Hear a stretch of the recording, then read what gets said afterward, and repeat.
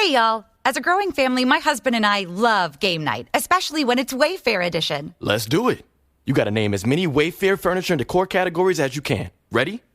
Go.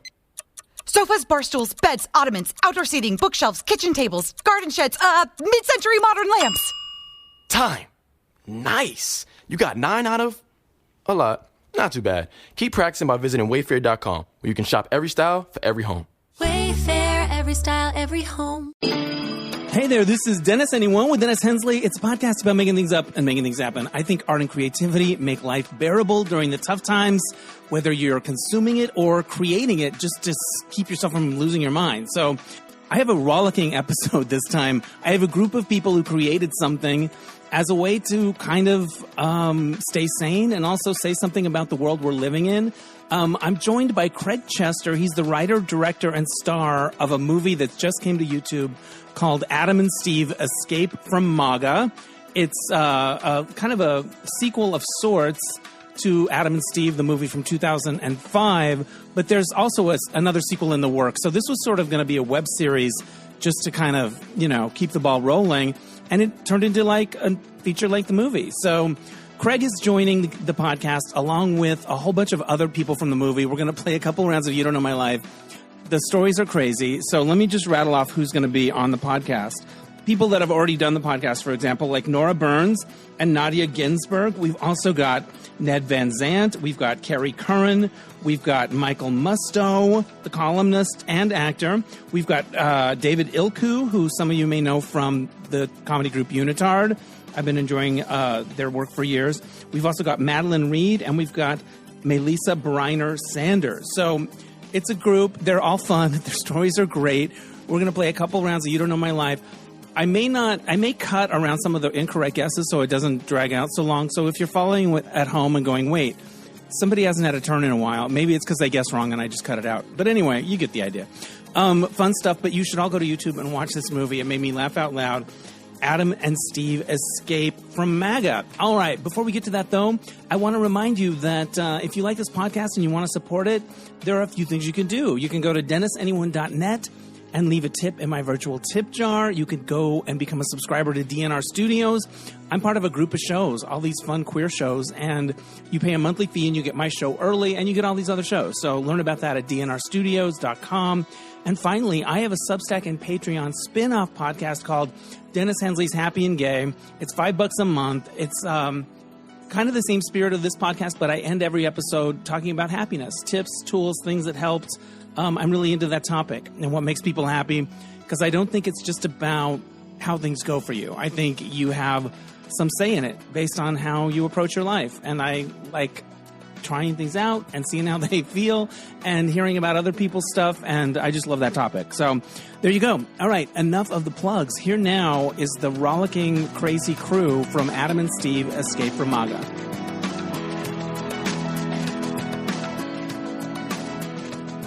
Joining me now from all kinds of different places, it's Craig Chester and a bunch of the folks that appear in his new movie, Adam and Steve Escape from MAGA.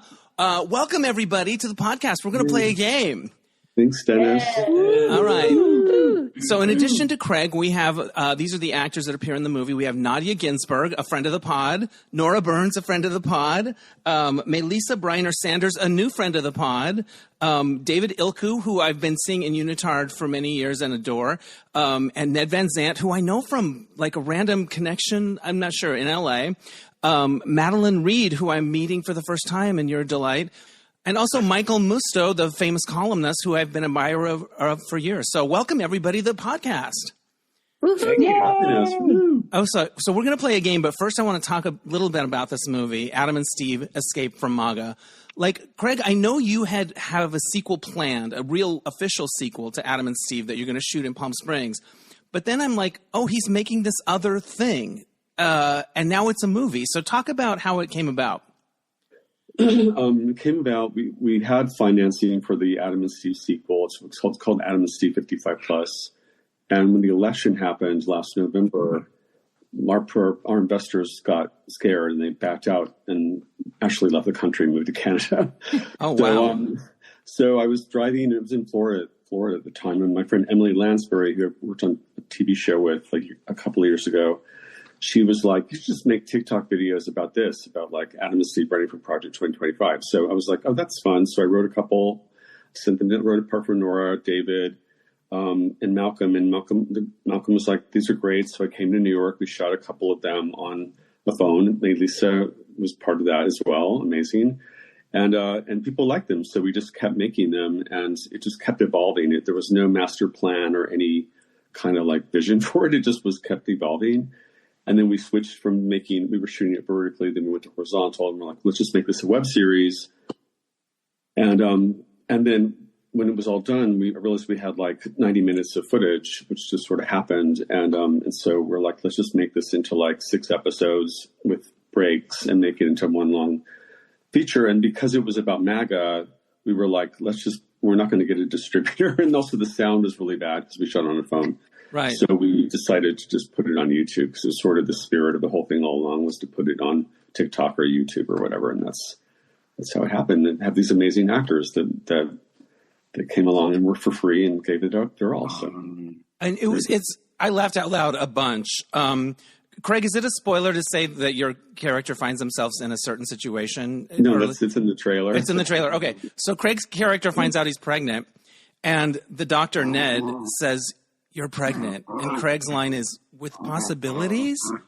And it makes me laugh every time I watch it. I rewinded it a few times. But everybody's funny in it, and it's audacious. Like, have you gotten any feedback, even just having MAGA in the title on YouTube? Like, what's the reaction been like? People, I think it's people, we showed it in Palm Springs. So some people react to it. They're like, this isn't like the first Adam and Steve movie. Where's the country western dancing and the diarrhea? And so some people are like, what is this? But then there are other people that absolutely like it more than the first movie because it's so darkly subversive. And it's as when I wrote it, it was like a satire. And as we were filming it, we filmed it in chunks, like over the course of a year. Like what was happening in the news started to catch up with us. Like it was like suddenly like we were making, it wasn't a satire. What we were making was actually happening in real life and still is. So yeah, it was but it was kind of great to have this like thing to do this last year with all this going on. And for me, it was very cathartic to have like a project to work on about what's going on in the country. And so that's it. Yeah. It's horrifying and hilarious. So congrats. I'm going to go through each actor and you can talk a little bit about your part. Nadya, tell me about your character.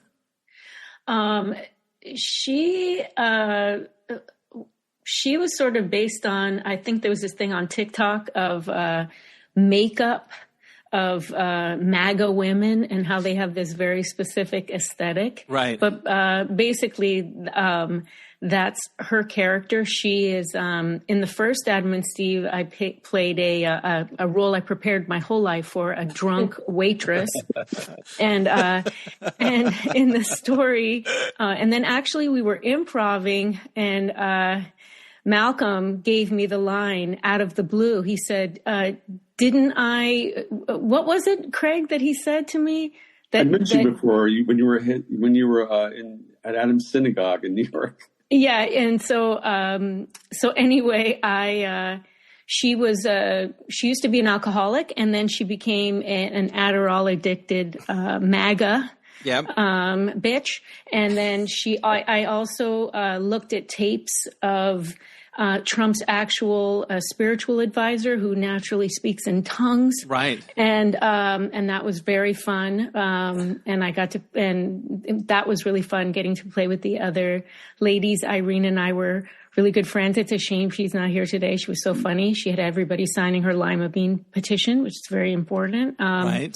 But that's sort of my character, and it was really fun, especially the Adderall aspect. Was, I do love when you speak in tongues. I'm like, I've never seen her do that before. It's good. Nora Burns, you take pity on Adam and Steve. Talk about your character. Well, my character in a line that was cut, in a scene that was cut because of sound, I say I'm just a big old fag hag from back in the day with a big house in the middle of nowhere. So it's kind of like, it's kind of me. Yeah. And I'm basically the Underground Railroad for runaway gays. And you hide them in your attic. Yeah. Gays. It's very which is something Nora actually would do in real life. Oh, for sure. Come on. I've already got I hope I have a cot there already with my name on it. Of course. Ned Van Zandt, you play a doctor who works out of like a Quickie Mart. I don't know what's happening. Talk about your character. Well, I play Dr. Bones, who, because of AI, my practice has been diminished. And so I work in a supermarket, and I deal with animals after they've been killed and people too. And I'm a Christian nationalist, but I have a hankering for young boys at the same time. Right. And so when Craig asked me to do, I just jumped at this. I've known Craig and Malcolm for years, and I've known you through Barbara Deutsch. Yes, that's the connection. I love it. I saw her recently. Yeah. All right. David Ilku, talk about your character.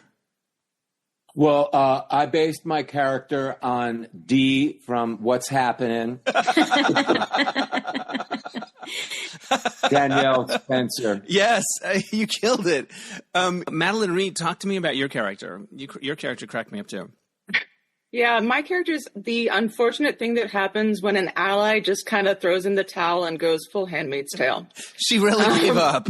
Yeah. Just, decided to it's almost sort of a cautionary tale. Like, this is what happens if you just stop fighting. You just become part of the problem, and you end up kidnapping your friend and trying to steal his baby, like you do. It happens. It happens. I love it. All right.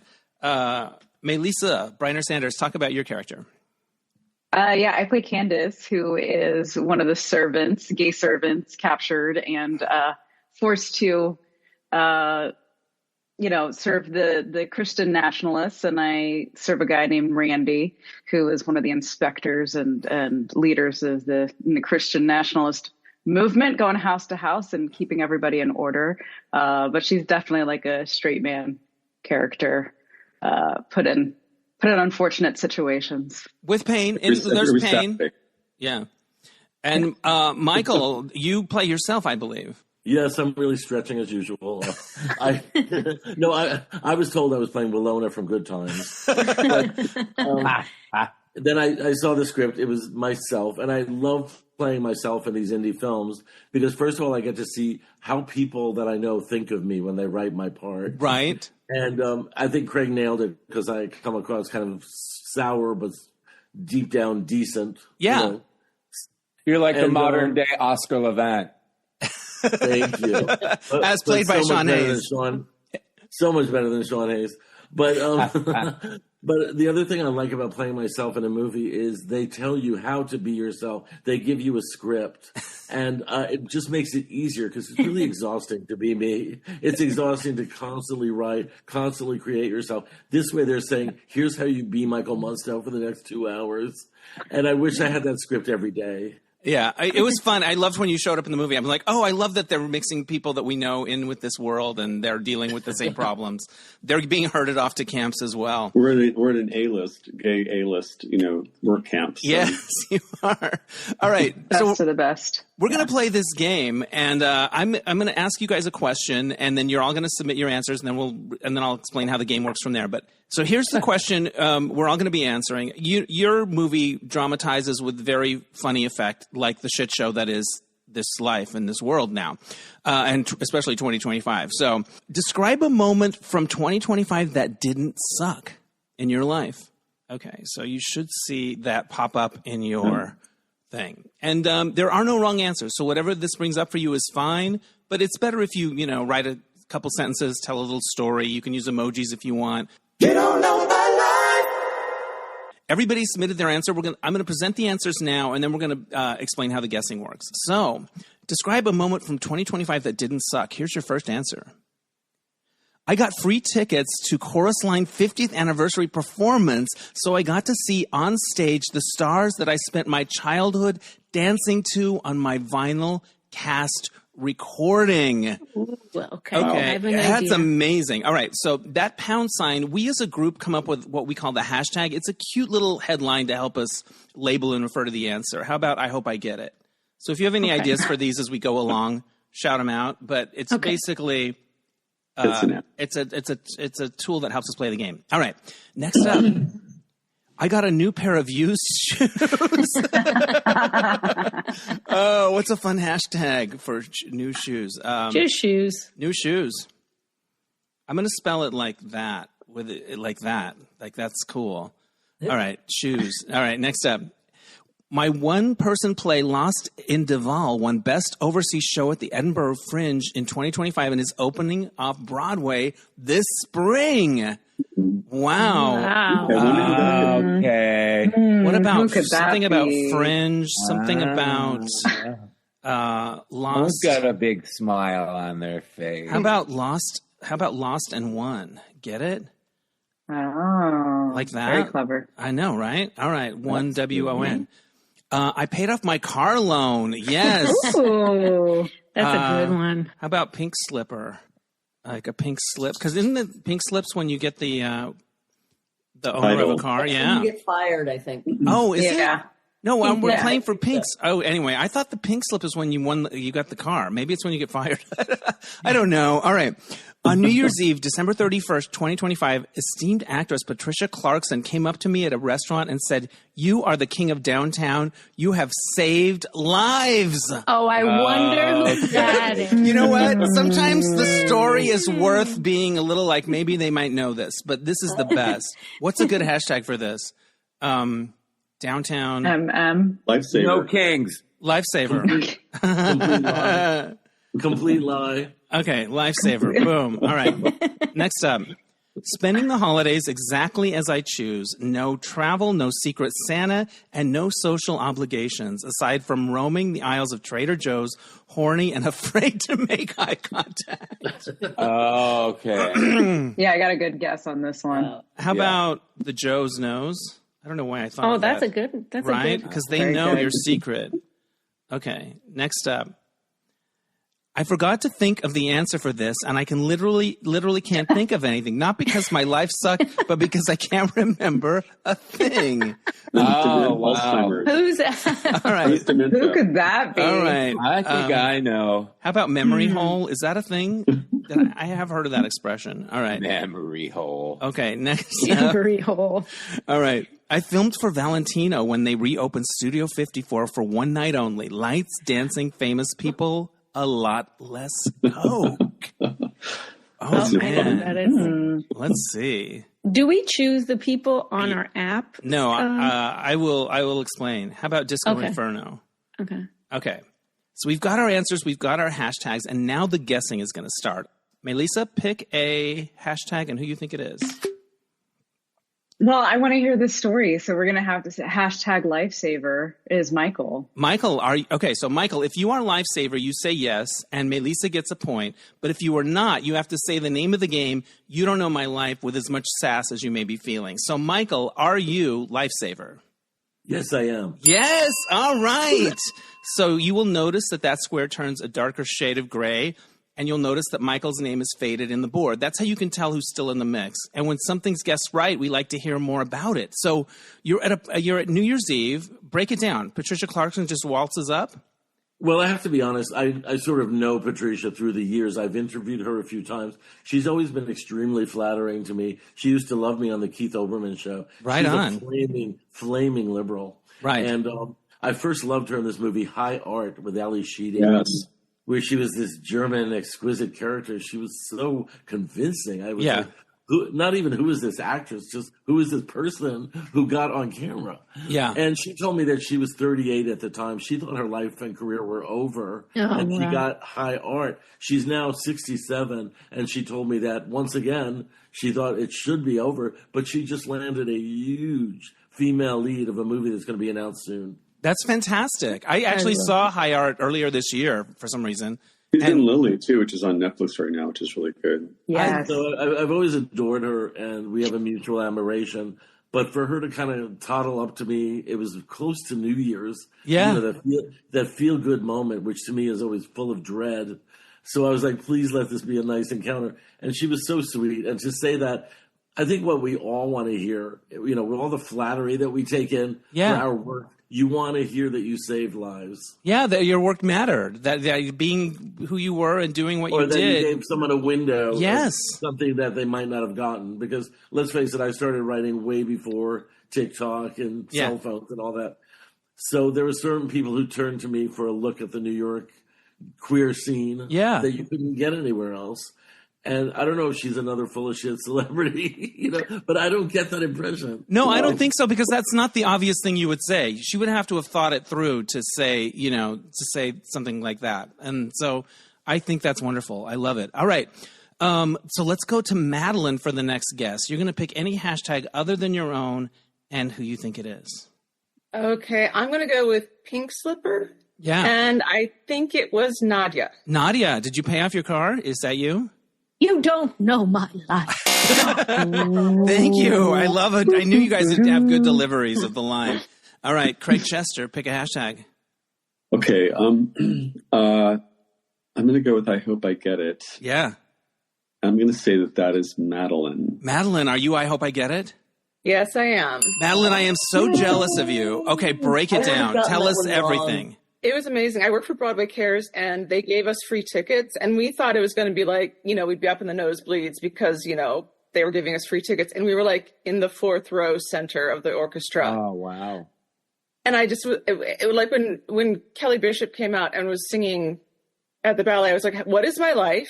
How is this happening? Right. And then Priscilla Lopez performed nothing. And I just was like, because literally as a child, my one woman at the ballet was epic. Yeah. But I had to be very careful because it's on vinyl, so you can't skip the record. Right. But yeah, it was such a gift and so amazing. And I just can't even believe I was there. Particularly to be that close. What chorus line character did you most relate to? Like, who were you like, oh, that's me? The one who was like, mother always said I'd be very attractive when I grew up. Right. The whole thing of like not wanting to be different, wanting to be. But different is beautiful. pretty. Pretty is what it's about, or what? Yeah. Yeah. And I was a giant, ballet person for like the first 20 years of my life. So yeah.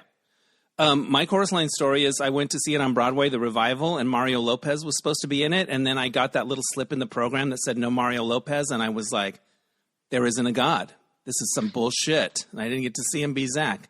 But anyway, he's on Extra, so he does all right. Or Access, one of them. All right. Nora Burns, pick a hashtag and who you think it is. Oh, God. Let's see. I was going to take the Joe's Nose and say Craig. Craig Chester, Joe's Nose, Trader Joe's. You don't know my life. It is not Craig. Okay. Although it could be. I'm very horny a lot in Trader Joe's. That's kind of what I mean, there is a checkout person at my Trader Joe's named Tyler, because they're always named Tyler, who's delicious. Anyway, Ned, your guess. I will pick Disco Inferno. Yeah. And I will pick Craig. Craig, are you Disco Inferno? You don't know my life. Wow. All right, David Ilku, pick a hashtag and who you think it is. I will pick Disco Inferno and say it's Nora. Nora, are you Disco Inferno? Oh, honey, I was there for the real thing. I didn't go back for that was the fake one. You know what? When you did it for real. You don't know my life. Wow. There are so many of these where I thought, yes, that sounds right. Like like a lot of these, I would have made the same guess as you made. You do too. Go back. You go disco dancing every chance you get. I do. I'm going to the Monster today at T-Dance. Oh, I'm so jealous. I love it. DJing. All right, Michael Musto, pick a hashtag and who you think it is. I'm going to go with Mélisa for the one-person show. Okay, Mélisa, are you Lost in One? You don't know my life. Wow. All right. Some of the last three guesses, I'm like, yep, that's right, and they weren't right. All right. She sounds mad that she's not going to be on Broadway. That too. A little jealous. Yeah.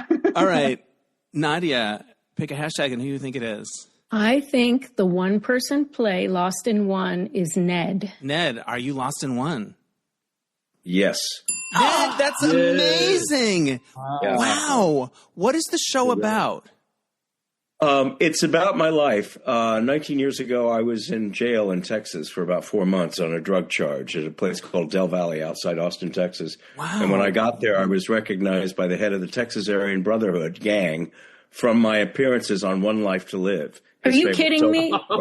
No. Holy shit. This guy wants to be an actor, and so I traded acting lessons for protection and drugs and some sex. It's a true story. And it also harkens back to when I lived at the Chelsea Hotel with Sid and Nancy.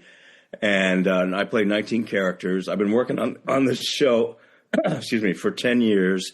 Wow. And it finally came, to fruition, just kept putting it out there. And we're going to be opening at the Soho Playhouse.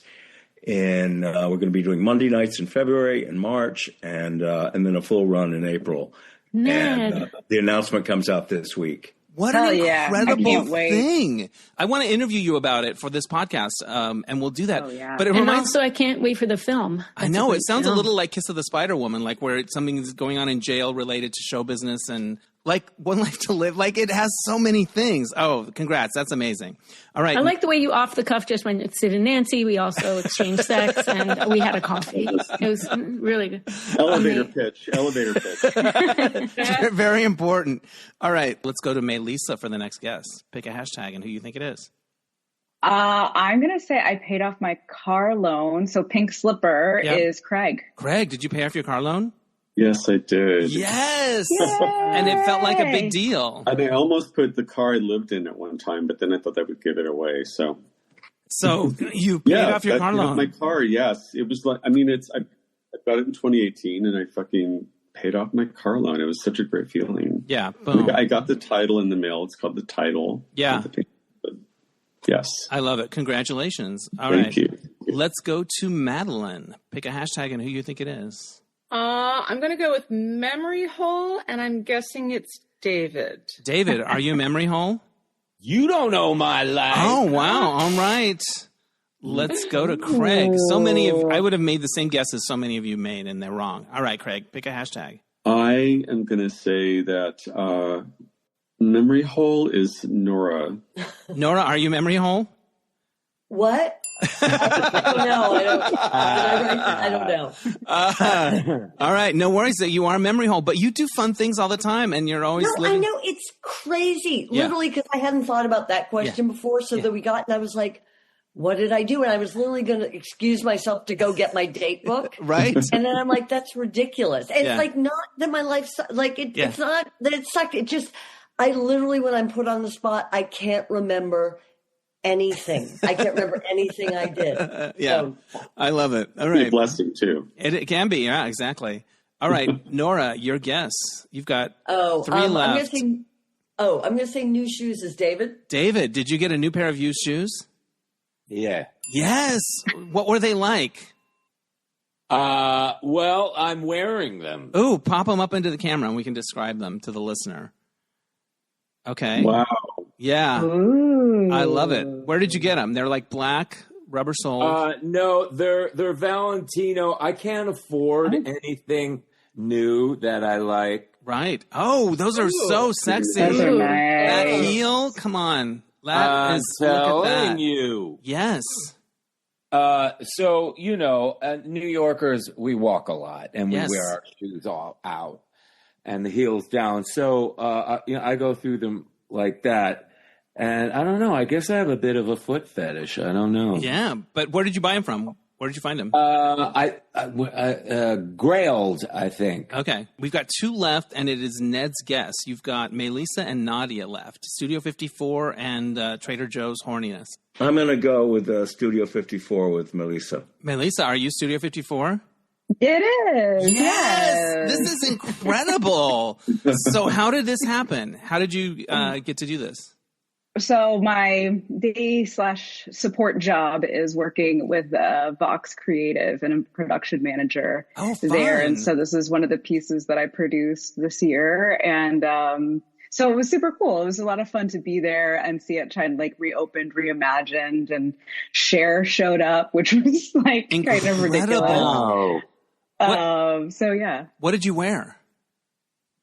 Oh, I was in all black because I, supposed to blend into the background. Right. I love it. I feel like Vox does cool stuff, so I support that. Yeah. I love it. Oh, I bet that was amazing. And I do have to admit, it was I very specifically tried to fool people with this response to try and put people off the scent. Well, there's so many disco babies in this group that it could have, any one of us are salivating at that idea. Nadya, nobody gets a point for guessing yours, but this was your holidays. You kept it low key and there's some horniness. always. But, yes.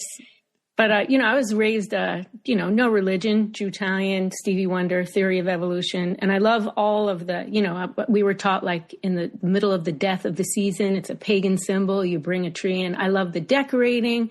I love the rest of it, and then all my friends are gay men. And there's nothing I hate worse than being stuck in a room of childless people in their late 50s, like haggling, stealing gifts. I don't like it. And so I hate the obligatory cocktail party after. And so I was so happy. I actually went to Mario's house, and it was me, Jackie, Mario, and we, and my friend Carl. And I said, no, we played games and ate food, and it was lovely and relaxing, and it's just what I love to do. I love your description of the middle, the 50-something, whatever. It's nothing like, can we talk? Can we have a conversation? No, we got to steal gifts from each other. Just not into it. It's so funny because I get invited to. I go to a party like that every year. I missed it this year, but excuse me, I've been to that party. So that's how the game works. And here is your second question. You're writing a magazine article called My Actor's Nightmare based on an incident from your life, maybe a bad audition or an onstage faux pas. What happens in this article? It's an incident, My Actor's Nightmare. Yeah. Right? Yeah, based so it's like incident. one little story based on an incident. I went to a dance audition last year where I was in so far over my head in terms of the level of difficulty, and I was like, do I just leave or do I stay? I'm 61. All these kids are 30. What is happening right now? It literally felt like a dream, like one of those panic dreams that you have. You don't know my life. While we were answering that question, we had another person join us from the movie, Cary Curran. Welcome to the game. And you logged in. You're going to have an answer. But tell us quickly what role you play in Adam and Steve. I play Cherry Dazzle. Oh, nice. One of the original Dazzle dancers, right? Yes. From the first movie. I love that.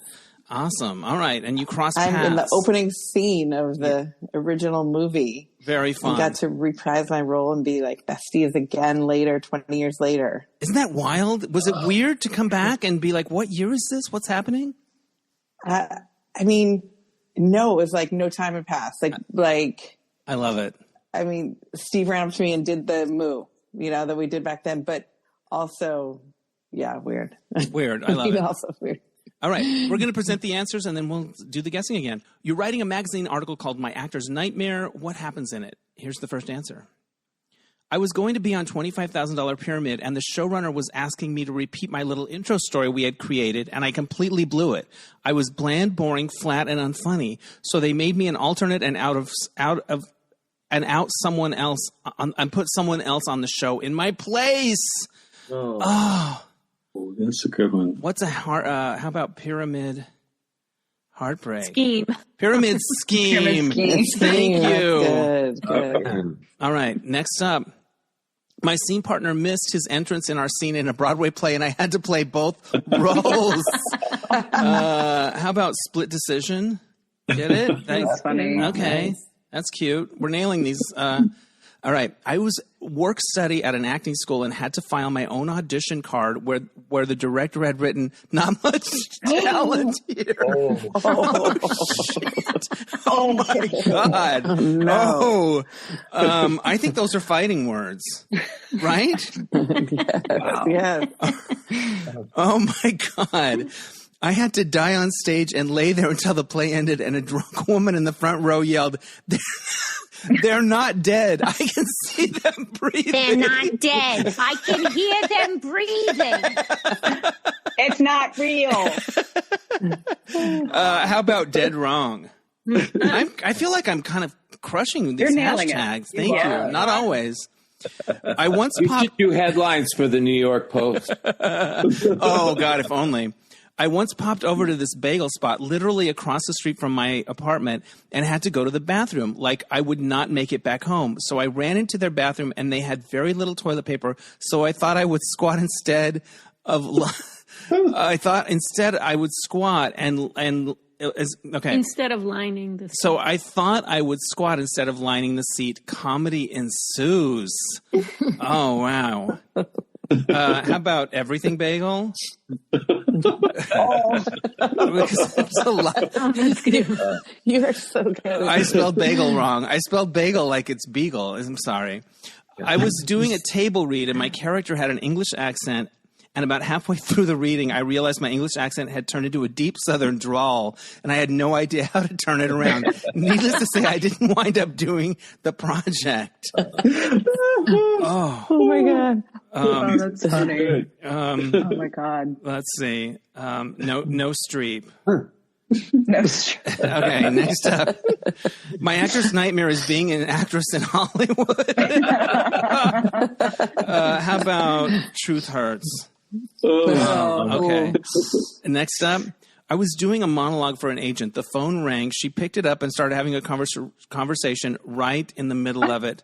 Devastation ensued. Oh my God. Call waiting. Oh my God. How about call wailing? All right. Next up. In the 80s, I got an audition for a rock musical at the Public Theater. I sang Rebel, Rebel. The accompanist didn't know it. As I sang, the two casting directors started looking directly at each other and loudly conversing, seemingly about something else. I left in tears. How about... Who doesn't know Rebel, Rebel? How about Rebel Hell? All right. Nice. I feel good about my hashtag game on this one. All right. So Ned was the last person to guess last time. So we're going to start with David Ilku this time. David, pick a hashtag and who you think it is. I think everything bagel is Craig. Craig, are you everything bagel? You don't know my life, Ilku. Oh, all right. Let's go to Michael Musto. Pick a hashtag. I love saying that. Like I'm a host on a TV show and you're on it. Okay, Michael, pick a hashtag and who you think it is. Well, I'll go with the dead wrong one, and I'll say it's Craig. Craig, are you dead wrong? The dead person on stage? Yes, I am. You are? Wow, that was a good guess. I would not Michael, have... how did you guess that? Did you know the play, Michael, that he was in? Random. No, total random. I would not have thought it was you. So, Craig, break it down. This story is amazing. It was the production of the Dallas, Texas production of Moose Murders. Right. Which is famous flop on Broadway, and I played Stinky Holloway, the son, and I had to die on stage, and it was like a small theater, so like the first row was like right on the stage, and I had to lay there like this dead for like 20 minutes, and then she was like, I can see him breathing. Oh my God. I was like, horrible. Oh, when did you crack up or did you just lay there like? No, I was mad. I was like, fucking bitch. Like, I was pissed. You know, you thought you were killing it. You're trying to be good. All right. I thought that might have been Nora in her Junkie Jones character. Yes. All right. Nadya Ginsburg, it's your guess. I'm going to say Pyramid Scheme is Michael. Michael, are you Pyramid Scheme? You don't know my line. Oh. Let's go to Cary. Now I know.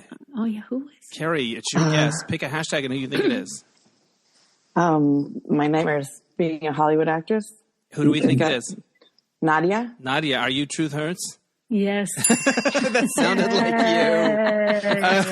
you. Care to expound, or is it pretty self-explanatory? I mean, it's a privilege to get to do what we do, but when art and commerce meets, it's never a fun party. Yeah, it's tough. You want me to be? I'll be pedantic briefly. Yes. In 1920, the vaudeville critic Ed. Would you like me to do it as Madonna? Sure, please. Yes, anytime. In 1920, the vaudeville critic Edwin Royal said, "Vaudeville may be a very lunch counter type of art, but art is so vague and lunch is so real." Oh, yes, that's deep. I'm going to be thinking about that for the rest of the day. Thank you for that. It's less deep when you think the lunch counter is where the ladies stood on the lunch counter and flashed their pussies. Yeah. And we'll end on that.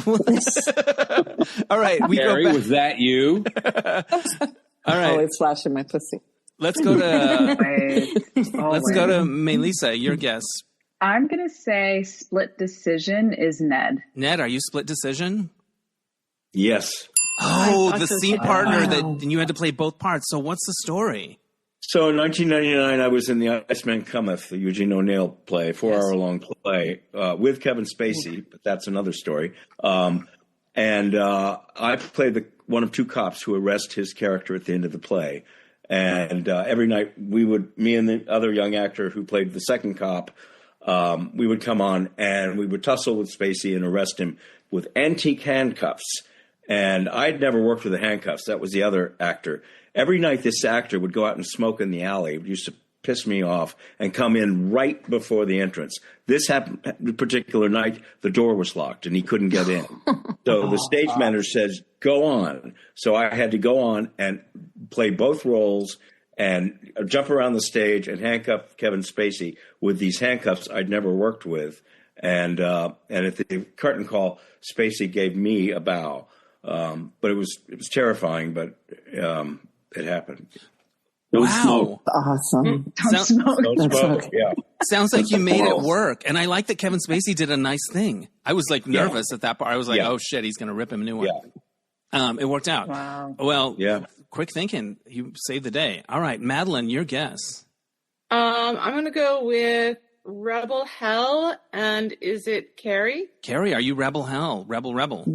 No. That is not you. All right. I thought it was Cary too. Let's go to Craig Chester. Your guess. Madeline. Madeline, are you No Streep? You don't know my life. All right, it is not. All right, Ned, your guess. I'm going to go Call Waiting with David. David, are you the Call Waiting?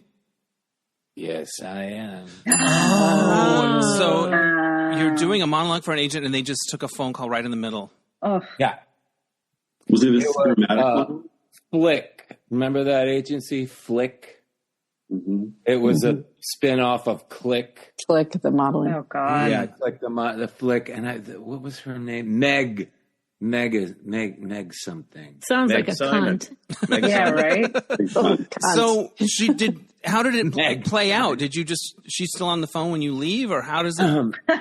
It kind of, I don't know. I kind of tried to blank it out from my memory. Yeah. It's just one of those things that get seared. Yeah. All right, David, it is now your guess. I think I pooped all. I think everything bagel is Cary. Cary, are you everything bagel? Yes. Okay. Yay. All right. So, okay. Set the scene. Take us there. How ready I am. Yeah. It was not. It does not say I pooped. I popped over to but I did poop. Oh, I thought it said poop. Oh. Both I also pooped all over. Yeah. Okay. So you take us to a certain point, and then we don't know quite what happened. So yeah. Well, we missed the diarrhea, as Craig said. Well, you did. So basically, I go in there and so I squat instead of sitting down. I'm like, I just have to poop. It'll be fine. But I didn't realize it would be explosive diarrhea. And there was no back on the toilet. And it went all over the wall. Oh! And so I was like, okay, let's hold it together. I'm just going to have to clean it up, and I go for the toilet paper. I knew there was very little, but I didn't realize there was only one square. Oh, no. God. Oh, Lord. And there are no paper towels. So I take this one square and I'm like, I just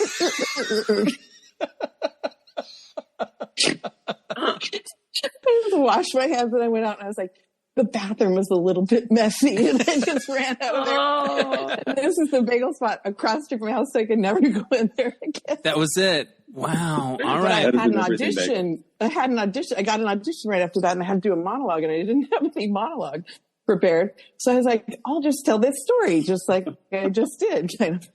And did it work for you in the audition? Well, they just looked at me with horror the whole time. They were like, who wrote that? Yeah. And I was like, it was a collection of monologues. It was in a class that I did. It was a collection.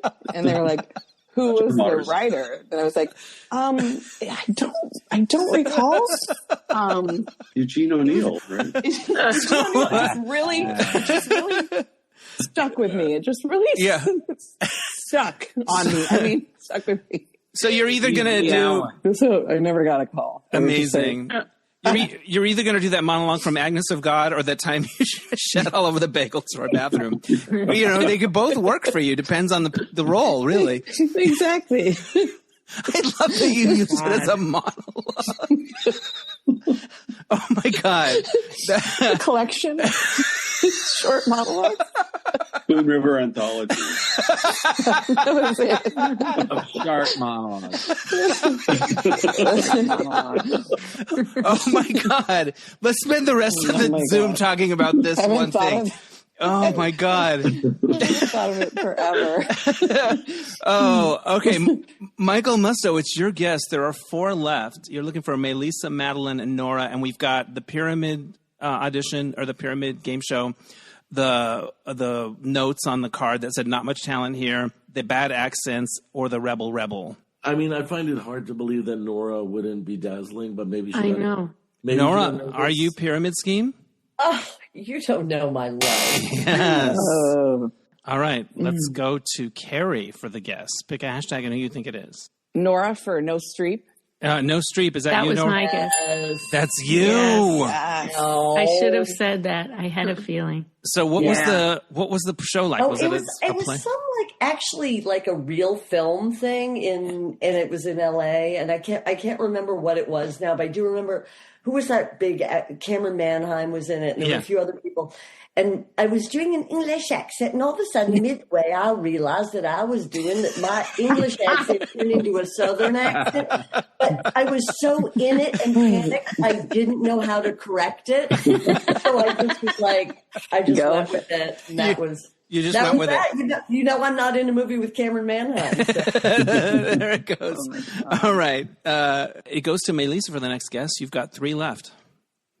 Okay, I'm going to say, even though it's very much not true, I'm going to guess that Fighting Words is Madeline. Madeline, are you Fighting Words? I am Fighting Words, yeah. Oh, this is a heartbreaker. I was just okay, that's succinct. Wow. So you're doing the filing thing, and there it is. Damn. Yeah.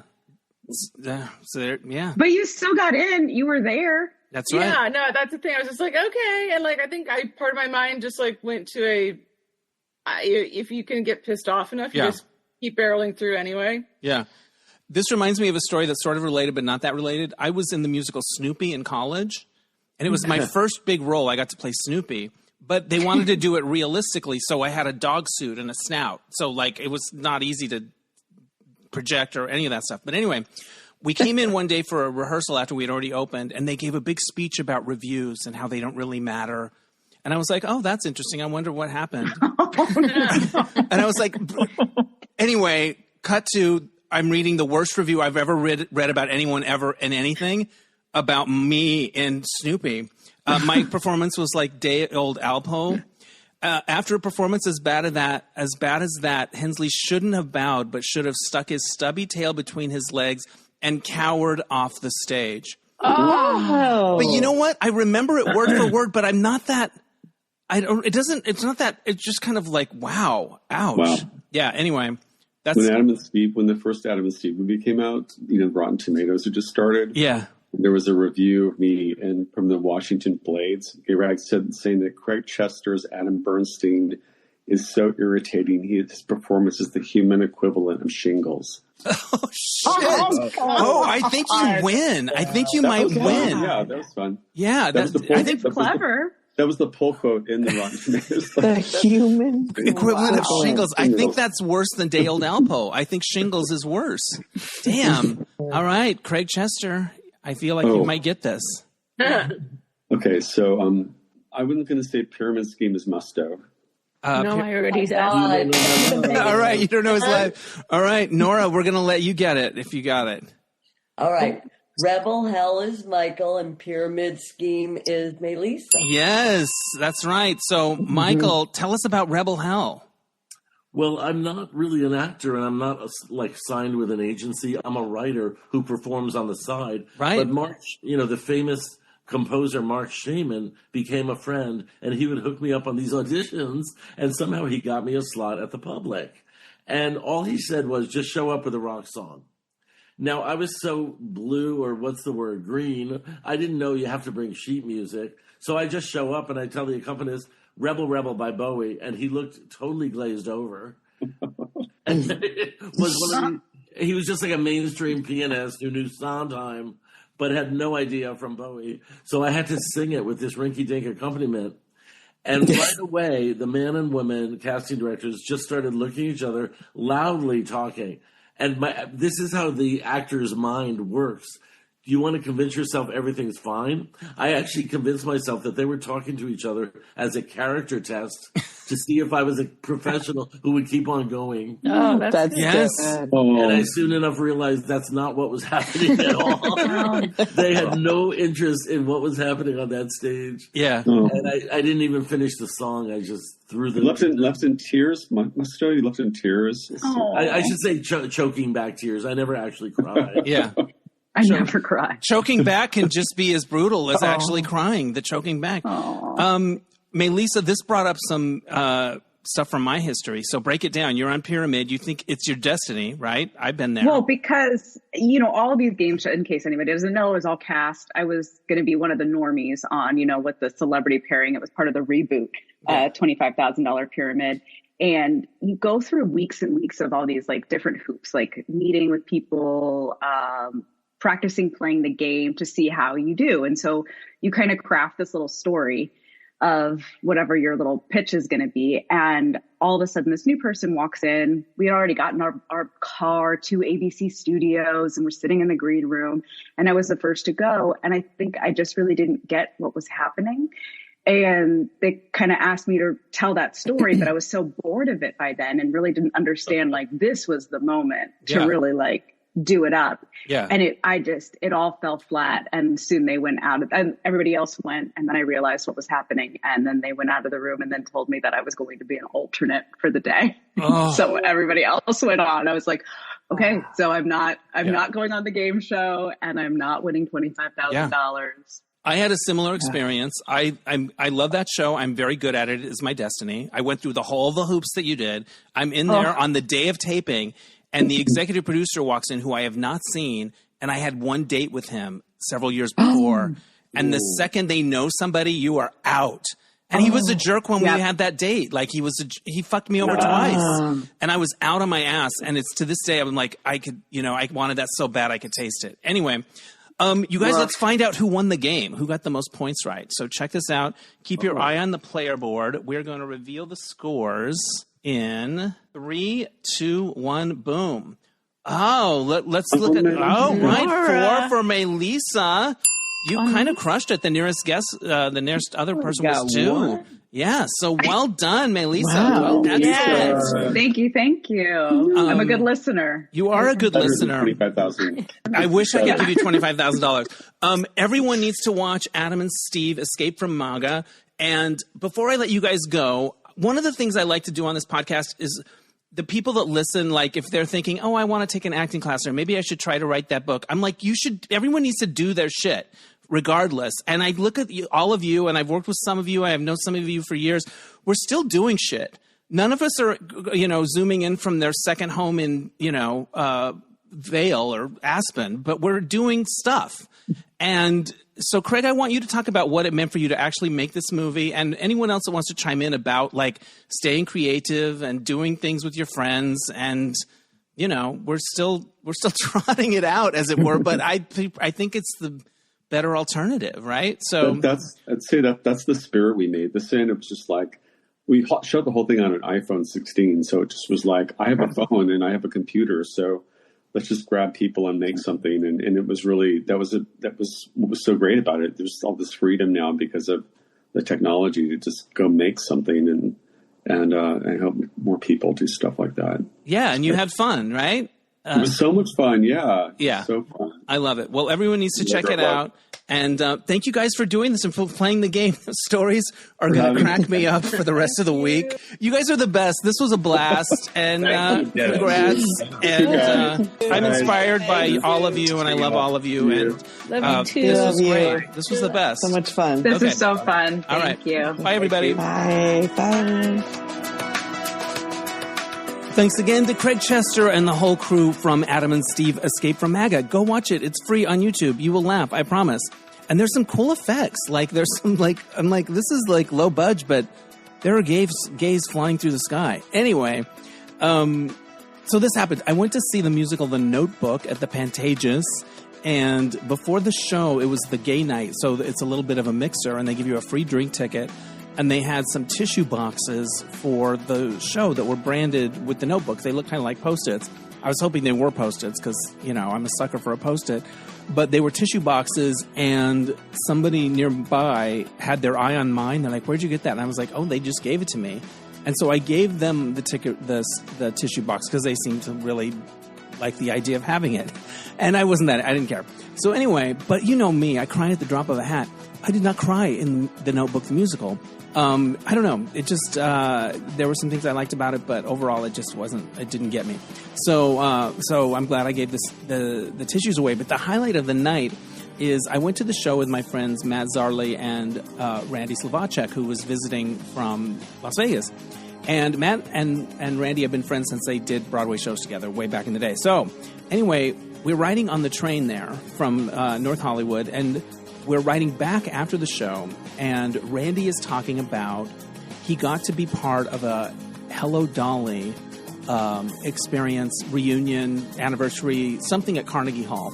And I think he choreographed, or he's also a choreographer. So it was like a Carnegie Hall dream come true. And it wasn't that long ago. It was more like a reunion or an anniversary kind of spectacular.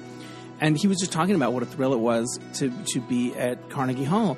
And there is a security guard sitting in the seat right in front of us. And we're almost like knee to the seat. Like, it's quite close. Like, his seat is facing the side and we're just facing right there. And he's got a uniform on that says security and all that stuff. And we were talking about Carnegie Hall, and we look up and he has his phone open to a picture.